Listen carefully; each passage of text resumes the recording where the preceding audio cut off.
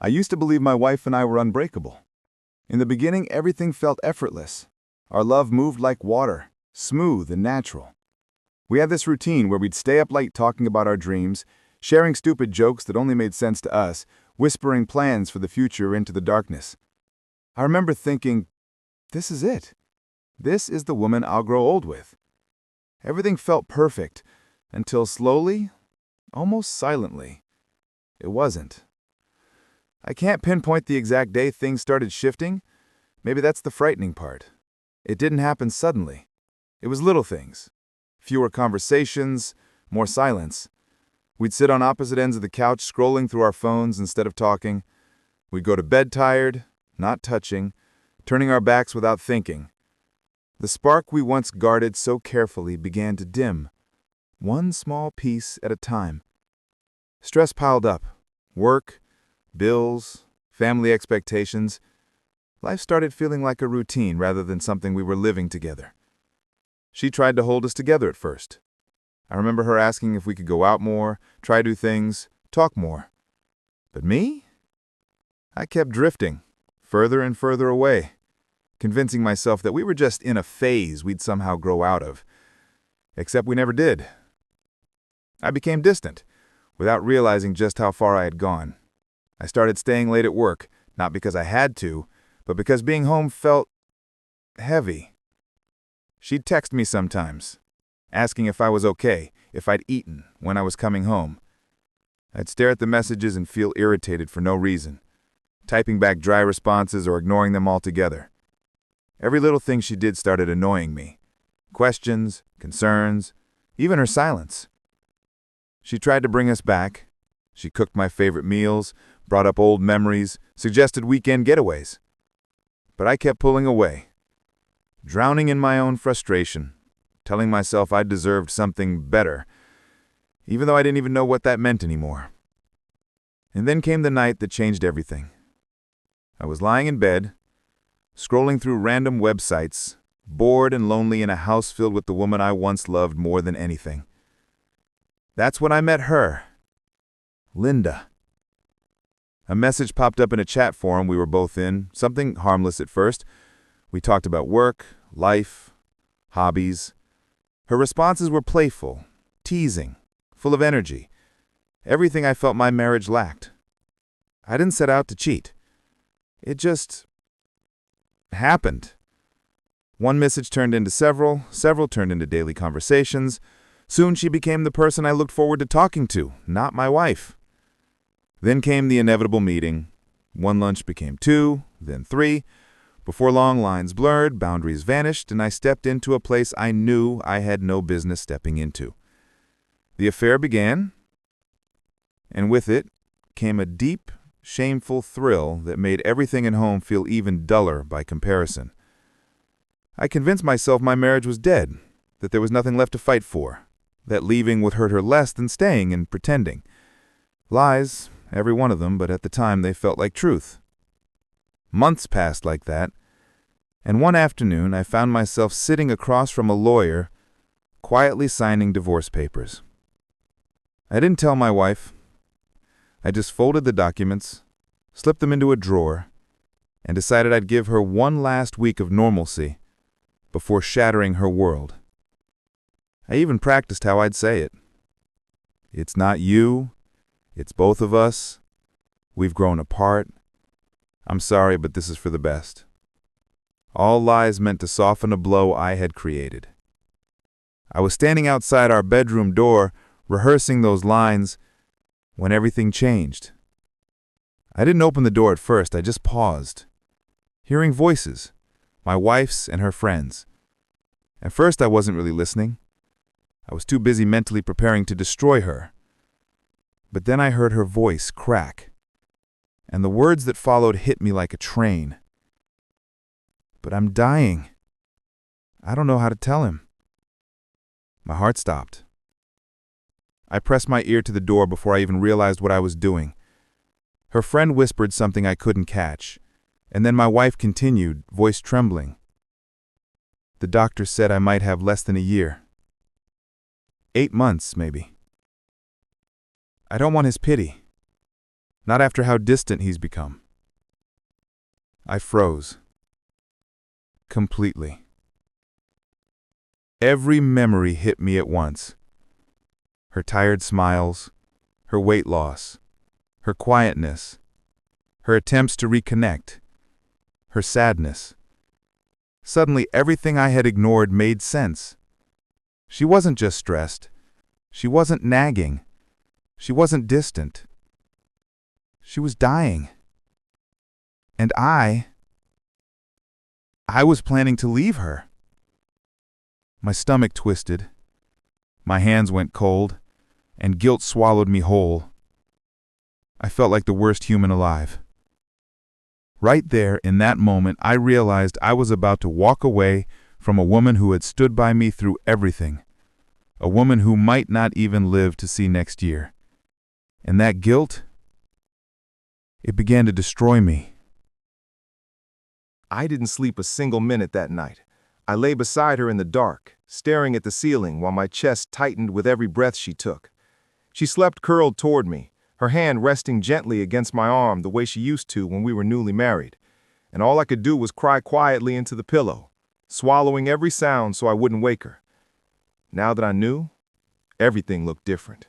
Her slow weight loss, her tired eyes, the way she'd been dragging herself through the day lately, the small winces she tried to hide. It all made sense now, painfully, brutally, devastatingly sense.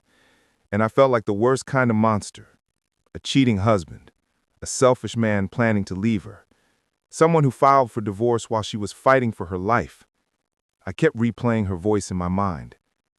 I'm dying. I don't know how to tell him. Those words hollowed me out from the inside. When morning came, she woke up smiling faintly at me. Did you sleep? She asked. I forced a nod. Yeah, I did. But inside, everything felt broken. The moment she left for work, I drove straight to the small cafe where Linda and I usually met. She was already there, smiling at her phone, expecting me. When she looked up and saw my face, the smile dropped instantly. What's wrong with you? You look like death. We're done, I said. My voice cracked, but I didn't try to fix it. I can't do this anymore. Her expression twisted into anger so quickly I barely recognized her. What do you mean, we're done? After everything? After months of telling me you were leaving her? I'm serious. It's over. Don't call me again. She stood up, eyes blazing with betrayal.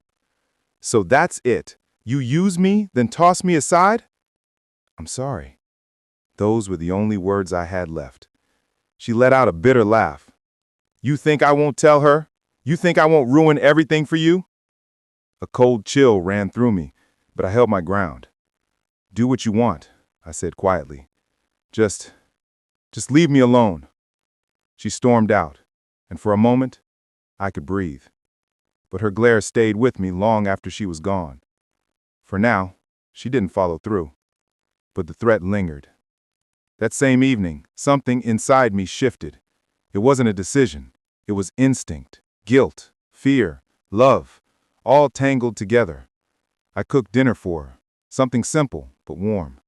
I cleaned the kitchen before she could stand up. I offered to drive her to work the next morning. She looked at me like I was speaking another language. You're being sweet today, she said carefully. I smiled. I should have been sweet every day. I hugged her more, kissed her forehead, left small notes on the bathroom mirror, bought her flowers on my way home, sat beside her on the couch instead of scrolling through my phone. She didn't understand the sudden change, but she didn't push. She just accepted it, slowly, cautiously, like someone warming their hands near a fire they weren't sure would last. I didn't tell her I knew she was sick. I didn't want her to think I was pitying her. I just wanted her last months. God, even thinking those words made my heart twist. To feel full and safe and loved. Every time she smiled, I felt the guilt stab deeper. At night, the guilt became a living thing. I'd lie awake staring at her while she slept beside me, tears burning in my eyes.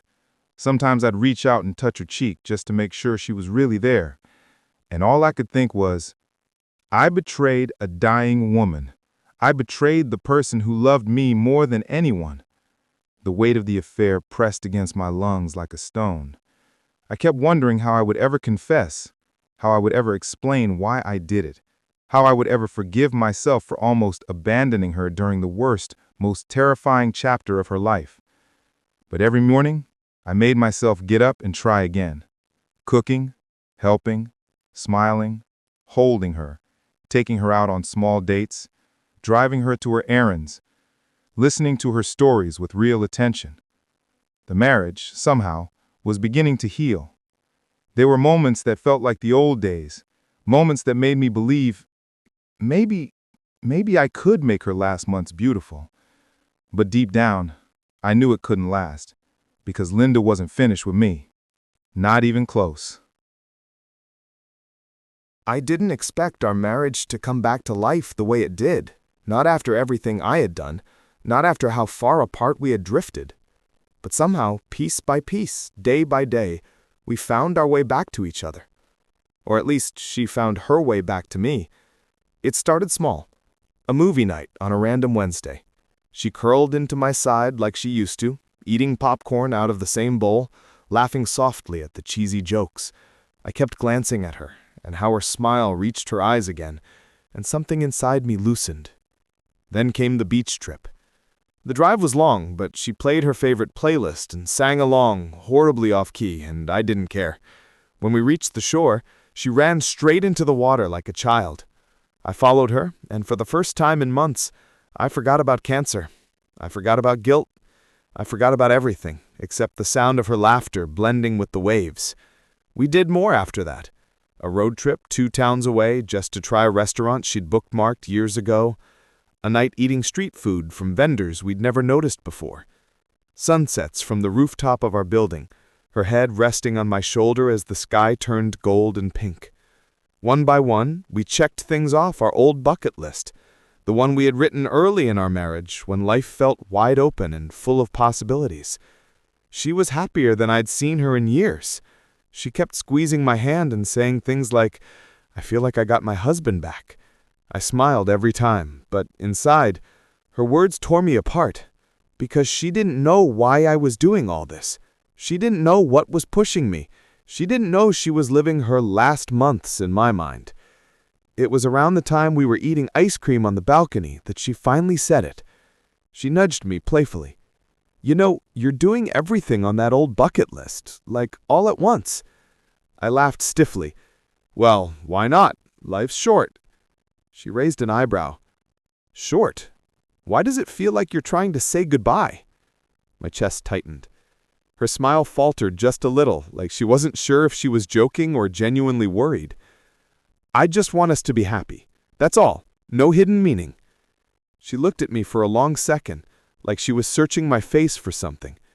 Then she nodded slowly, forcing a smile, but I could tell the question lingered.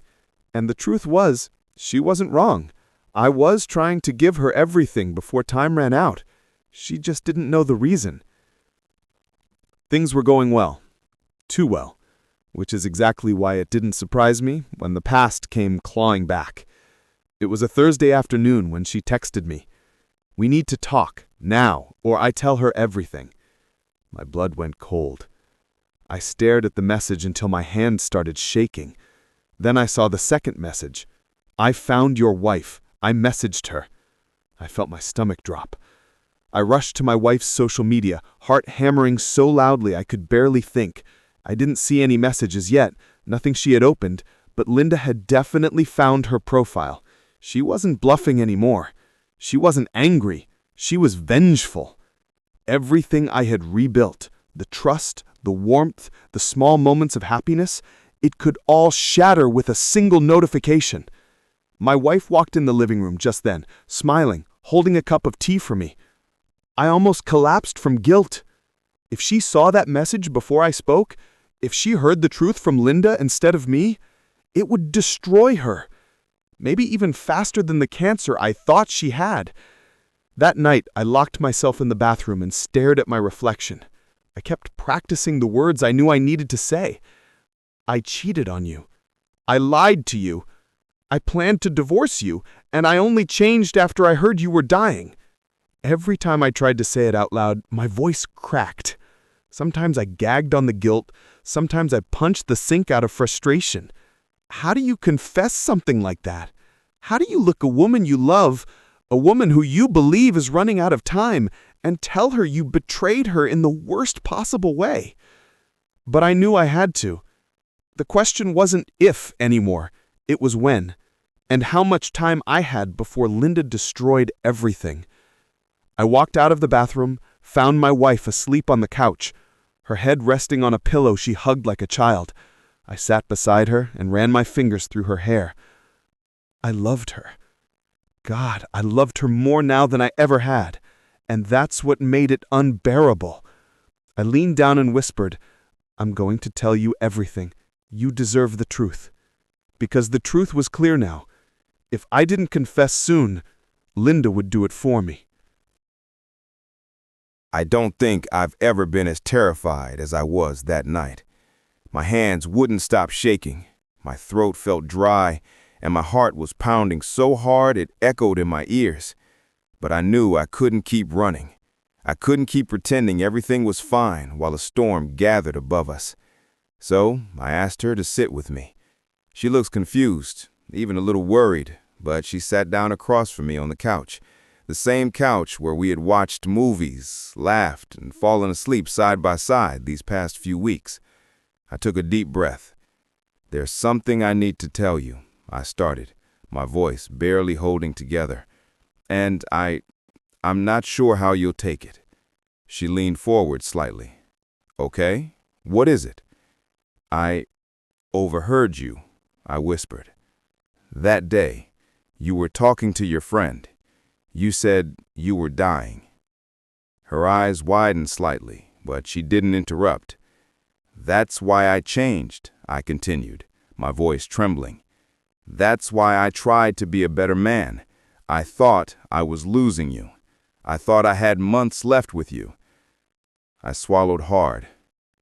"I cheated on you," I finally forced out. "I had an affair. I planned to leave. I even filed the papers. I was going to serve them to you that week." She gasped, but I pushed through. "I became a different man these past weeks because I thought I owed you that before the end.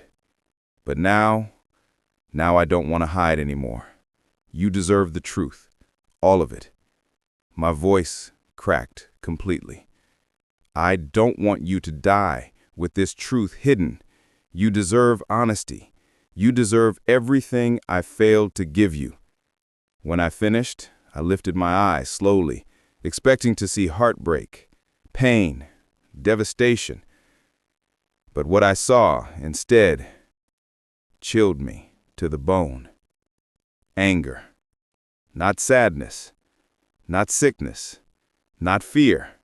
Pure, blazing anger. "What?" she snapped, standing up so quickly the couch shifted. "You... what?" I tried to speak, but she cut me off. "You cheated on me? You were planning to divorce me? And now you're saying all this because you thought I was dying?" Her voice cracked, not with weakness, but fury. "Is that what it takes for you to act like a husband, me being on my supposed deathbed?" Tears gathered in her eyes, but they were tears of betrayal, not sorrow. I opened my mouth to explain, but she held up a hand, sharp, commanding. "No, let me talk." I froze. She took a deep breath, wiped her eyes, and stared at me with a mix of disbelief and hurt. "I'm not dying," she said quietly. My world stopped. "I'm not sick. I don't have cancer. I never did." I blinked. "What?" She continued. "That day, I was rehearsing lines for a stage play. I'm playing a woman with cancer who has a few months to live. My friend was helping me practice. That's it. I wasn't talking about myself." The room felt like it tilted sideways. She wasn't dying. She wasn't sick. Everything I believed, everything that had driven me, was built on a misunderstanding. I felt the blood drain from my face. "So you're fine?" I whispered. "Yes," she said firmly. "But you're not fine. You're confessing to cheating on me, planning to leave me, filing divorce papers behind my back, and you only changed because you thought you were running out of time." I covered my face with my hands as the weight of everything crushed me. "I'm sorry," I sobbed. "I'm so sorry for the affair, for the lies, for neglecting you, for taking you for granted, for almost throwing us away. I don't deserve your forgiveness. I know that. But I swear I've changed. I swear I'm not that man anymore." She looked at me for a long time. A painful silence filled the room. Finally, she sat back down, slowly, cautiously. "I'm angry," she said. "I'm hurt. I'm disappointed. But I've also seen the man you've been these past weeks. I've seen the husband I fell in love with again." I lifted my head. "I'm not saying this is easy," she continued. "I'm not saying everything is forgiven. But I'm willing to give you a second chance. Real love deserves at least that." I exhaled shakily, feeling both relief and guilt wash over me in waves. "I won't waste it," I whispered. "I swear I will love you right, I will protect this marriage, and I will never go back to who I was." She nodded slowly. "Then prove it, every day." And I intend to, because almost losing her, even in my imagination, showed me the truth I had forgotten.